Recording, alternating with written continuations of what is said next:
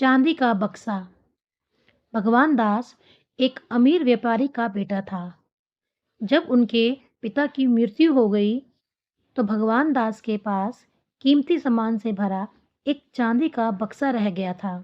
एक दिन भगवान दास को किसी काम से शहर जाना पड़ा, इसलिए उसने चांदी का बक्सा लिया और अपने साहूकार मित्र को सौंप दिया।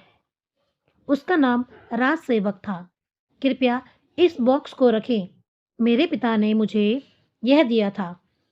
मैं कुछ दिनों के बाद शहर से लौटूंगा और तुमसे इसे ले लूंगा। भगवान दास ने राजसेवक से कहा, आपको चिंता करने की जरूरत नहीं है। मैं इस बक्से को संभाल कर रखूंगा। राजसेवक ने कहा। भगवान दास खुशी खुशी अपनी यात्रा पर निकल पड़े। वह जानता था कि उसका कीमती चांदी का बक्सा राजसेवक के पास सुरक्षित है। कुछ दिनों बाद वह वापस लौट आया। वह अपने दोस्त राजसेवक के पास गया और चांदी का बक्सा मांगा। राजसेवक ने थोड़ा आश्चर्यचकित होने का नाटक किया। ओह, चांदी का बक्सा! चूहों ने उसे खा लिया। मैं उन्हें रोक नहीं सका, उन्होंने कहा।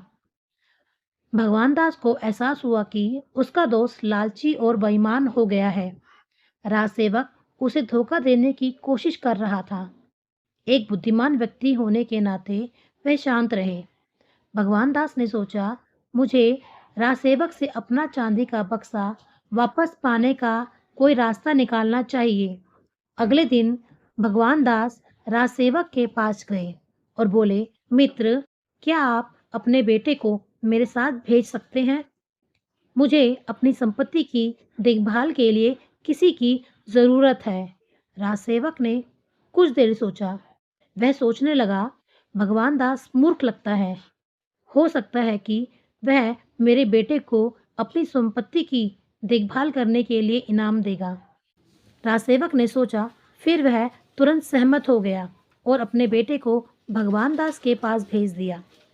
अगली सुबह भगवान दास दौड़ते हुए राजसेवक के पास आए और बोले, प्रिय मित्र, एक भयानक घटना घट गई है। तुम्हारे बेटे को एक बाघ उठाकर ले गया है। राजसेवक गुस्से में थे और बोले, एक बाघ मेरे बेटे को कैसे ले जा सकता है? उसी तरह जैसे चूहे चांदी के बक्से को खा सकते हैं। भगवान दास ने उत्तर दिया, मुझे खेद है मेरे दोस्त, मुझे अपनी गलती का एहसास है। राजसेवक ने अपनी आवाज़ में थोड़ी चिंता के साथ कहा। उसे अपने दोस्त को धोखा देने की कोशिश करने पर शर्म महसूस हुई। उसने बॉक्स को अपने दोस्त को वापस दे दिया। वे दोनों खुश थे और हमेशा अच्छे दोस्त बने रहे।